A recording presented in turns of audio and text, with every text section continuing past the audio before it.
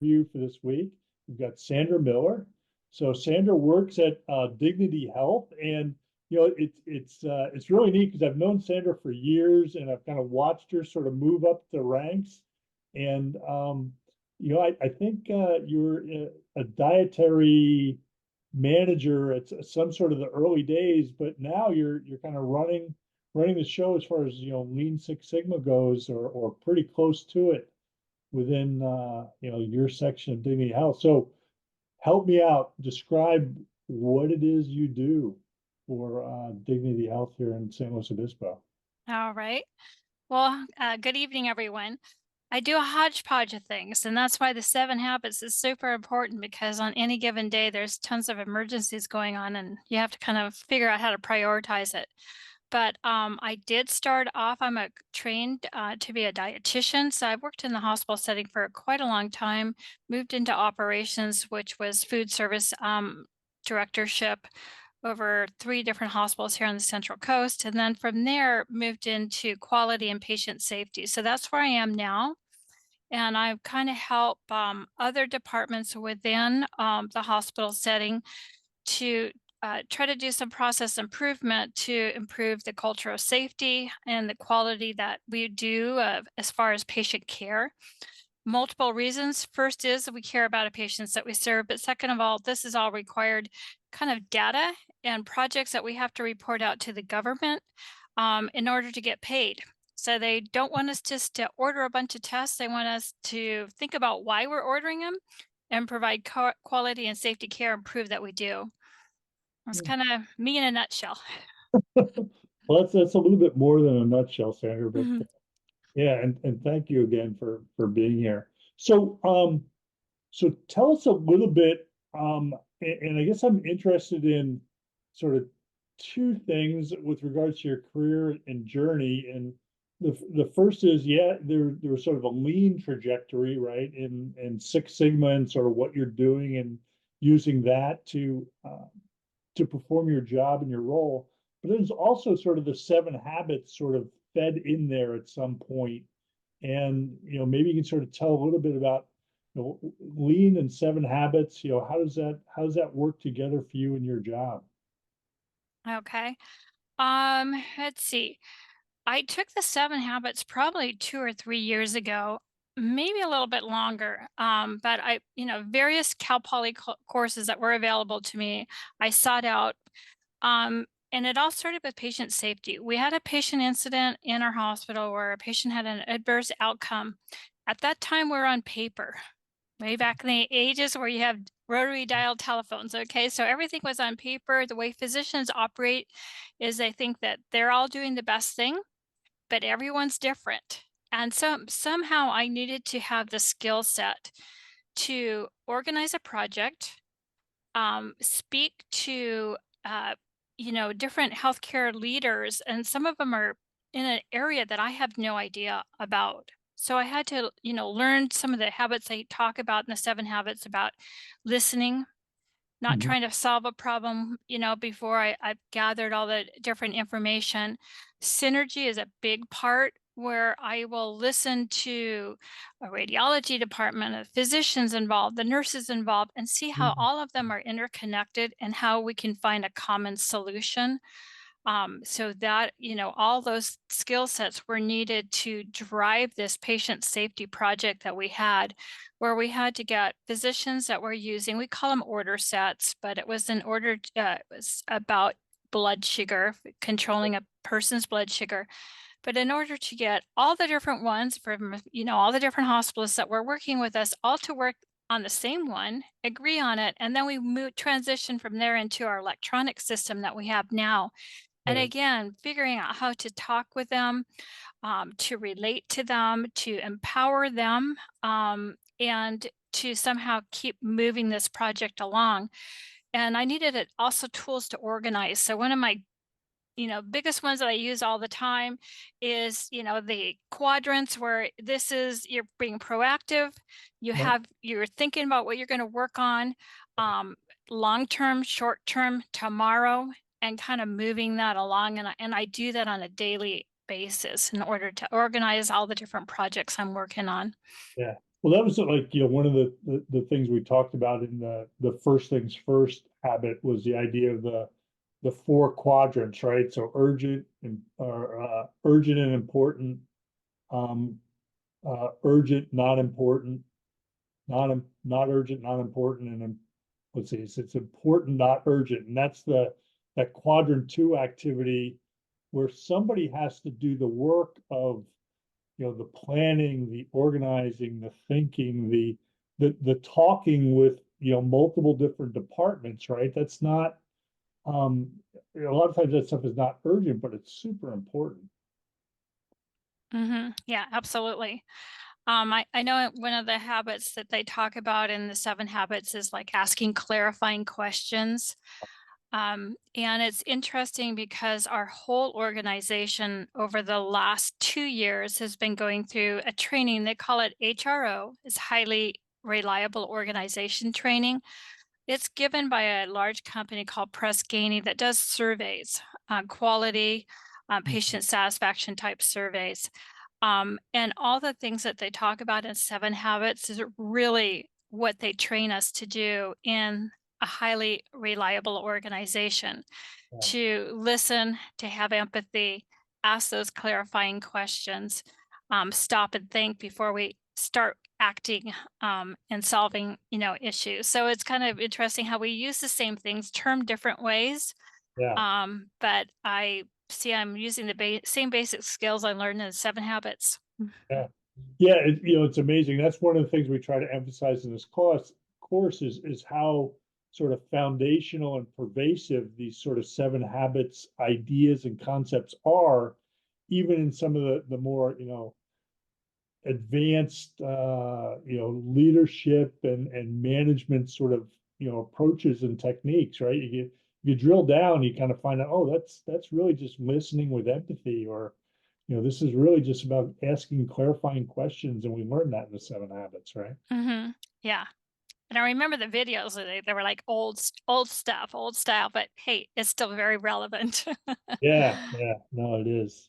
So Sandra, I'm going to encourage the students to jump in and ask some questions. So if you want to ask a question of Sandra, go ahead and do that. Just raise your hand or your little icon there, and we'll go ahead and we'll get you into the conversation.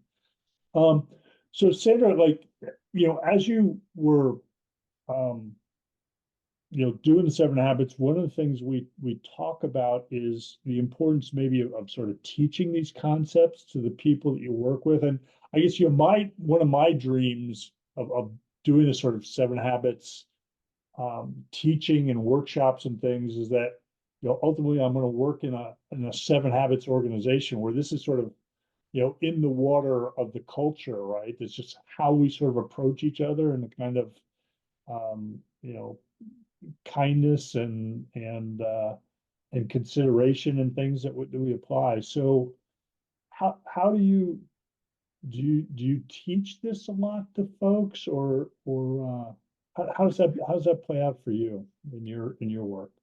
Well, it's multiple ways. One, within my department, we all have kind of like a Kanban board going.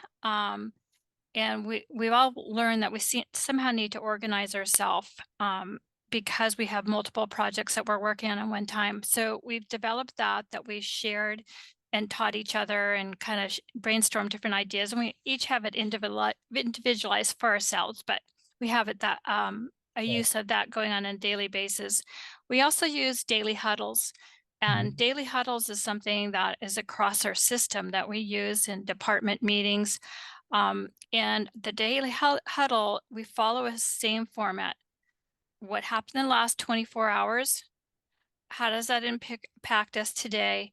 And what concerns us in the next 24 hours? We're mainly focusing again on operational, patient safety, quality things, Right. so that we have a focus. S We go around to other departments, watch their huddles, give them Mhm. input and feedback, and we have a standard template, that we have used for that. So Yeah, that's some of the ways that we have as an organization kind of standardized, have the same terminology, like clarifying questions. Everybody knows that term. yeah, When we hear it, we know, okay, don't get all up in arms. Someone's accusing me of something, and, kind of hold our temper. It Yeah, means that someone wants some clarification. It's not confrontational. It kind of resets us all by approaching everything in this manner. right, right. Yeah, it's interesting. Like one of the things we learned in I guess it was habit three, when we're thinking first things first, the the seven habits folks talk about like the week as being sort of the um standard for organizing and running your life or your work. So it's long enough to be, not, immediately emergency pressing, but it's short enough to be a nice chunk, right, of your life. Now, when you're working in this sort of super critical, people's lives are, in the balance, right? In the things you do, and you have this sort of huddle thing that I guess you said last 24, next 24. Is that the sort of Yeah. the So next what happened yesterday, yeah, preceding the huddle? yeah, How does that impact us today? right, And what are we going to do in the next 24 to yeah, mitigate some of this? right. So that's a little bit of a shorter window than a week. Hmm. But I guess you've sort of adapted the idea, and it's what makes sense for you guys, right? Because of the context that you work in, right? Right. But along with that, then from there, issues are identified that do have a longer term. And so we created kind of a Kanban. It's a tracker board Yeah, where our senior leadership down to our management level all have access to this tracker board, and yeah, issues that we have identified that we need to do breakout, we need to do root cause analysis, and are all those type of issues with it. We work on that, and we keep updating the tracker board. Where are we at? What's our right, progress? right, Um, when is it complete? And make sure we communicate, which is biggest reason for errors anywhere is lack yeah, of effective communication. So then yeah, we have to, communicate those solutions back out and educate the front line, the people that need to know about it. right. Mhm. Okay. Well, Sandra, I don't know if my students are being I uh, see one question in the chat. It was an oh, interesting question, actually. So, as a well, well, dietitian, well, I'll well, read can we- the. yeah, Shall I yeah. read it? No, Okay. let's get the student to read the Oh, question. okay. Oh, And let's have whose question is that? Can we get you to jump into our little panel here? yeah, that's my question. Yeah, My can name, we and Will, can we spotlight the person so we can get we'll get more than two faces. There we go. We got three faces. That's hello, what we Miss. need. Hi. Hello, Miss Miller. My question is, as a dietitian at Dignity Health, how do you integrate the principles of the Seven Habits teachings into your nutrition counseling sessions to empower patients to make sustainable lifestyle changes? Wow, that's a good That's question. that's a very good question. And when you asked that, then I realized, oh my goodness, I was using seven habits and I didn't even realize it while I was doing counseling with my patients. The first thing is to find out what's important to them.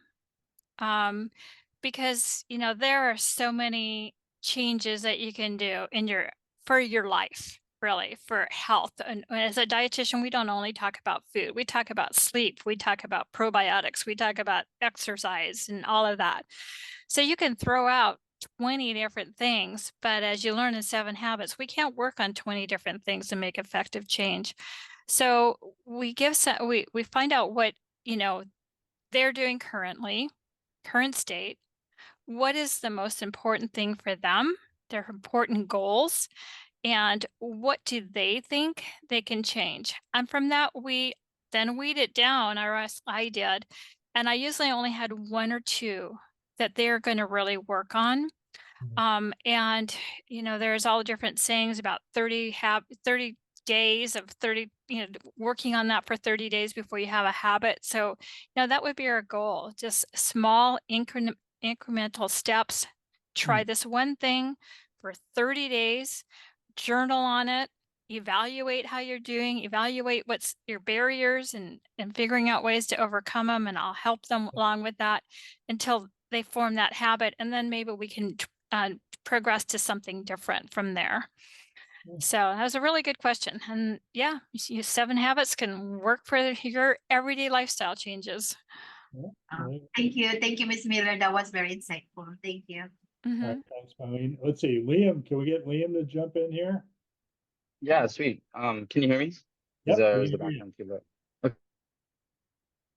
Okay, good. All right. So this is kind of a long-winded question, but it refers kind of to you being like a dietitian and like working with other people who need change, as well as that daily huddle concept. I thought was really interesting. And I've worked on a few like entrepreneurial projects with like either like partners or like friends, close friends.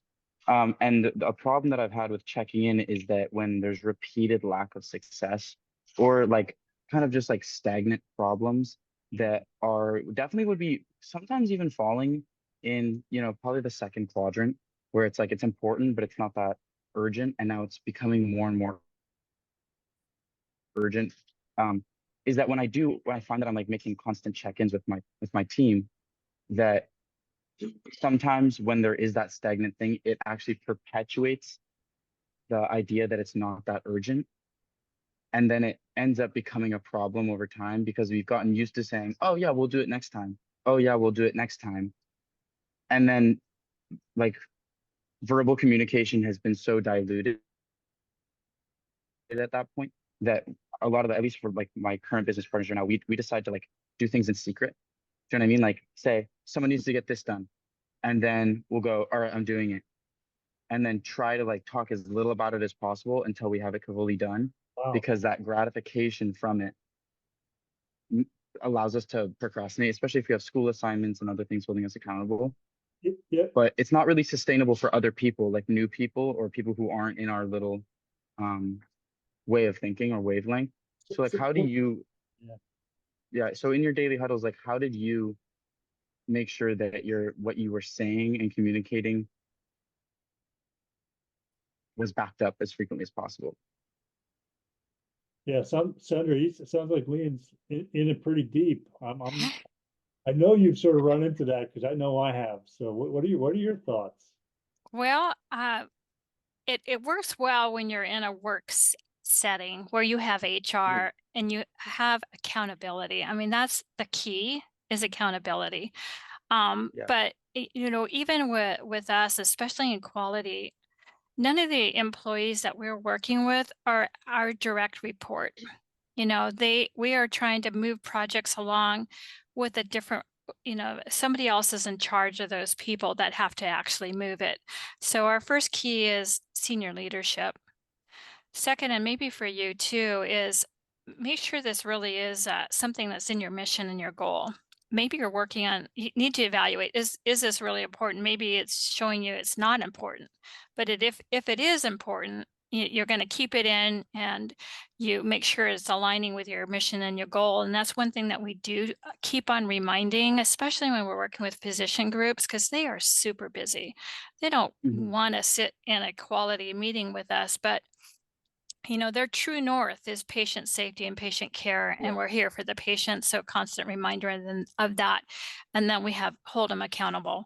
Now, I know it's hard to do when you're just in a friend kind of group and there's no loss of job or bad evaluation involved and things like that. But without accountability, it's really hard to move things forward.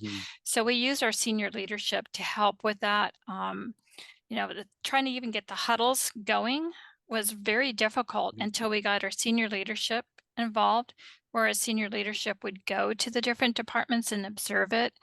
And unfortunately, as human beings, without someone checking in on us, we tend not to do it. So there's a lot of monitoring, quality, feedback, that type of thing, keeping them accountable, and perhaps also breaking some of those timelines down to smaller increments so that you have a small win.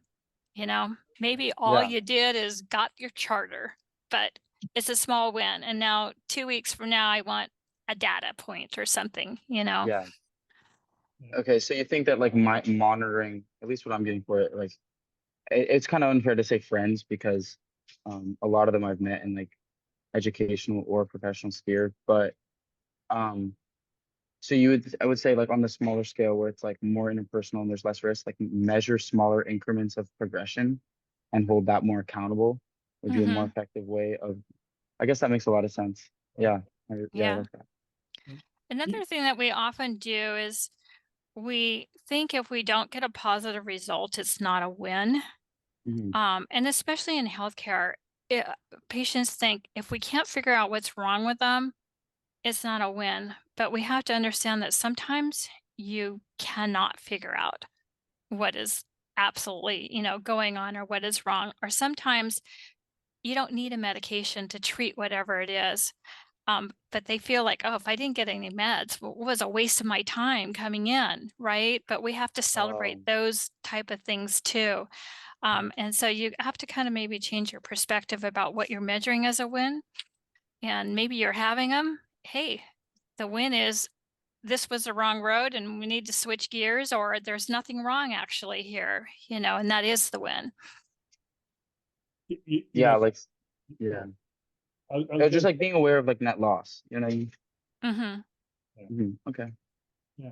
The other thing I too, like, I think there's an underlying message there too, and what Sandra was saying with, is the idea of that begin with the end in mind and having that true north of the patient's well-being, and everybody has real intense buy-in to at least that. So as you go through these sort of smaller little ups and downs and deliverables, we always talk and lean about this true north being a real valuable thing in an organization.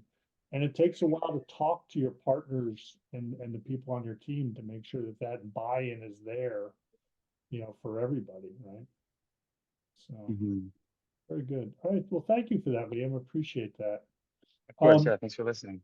Yeah. So Sandra, I think we're good as far as time goes here. And we had a couple students chipping in some questions. And I'm really appreciated them. Those were deposits, in my emotional bank account. So I appreciate that. Sandra, the way we wind up these little interview sessions is we ask our celebrities if they have, one piece of advice to give the, now 25 some people that are just starting out on their careers and trying to figure out what they're going to be doing with their lives and the directions that they're going to go. But if you had one piece of advice to give them, what would that be? Um, don't be afraid of change. And just because you set on one path doesn't mean you have to stay on it. When Yeah. you look at my path through my career, I've gone lots of different directions, and everything I've done has built actually on the next. I've learned something no matter how far from quality you would think it was, or Mm. and you can apply it to what you're currently doing. So again, it was a win. It was never a waste.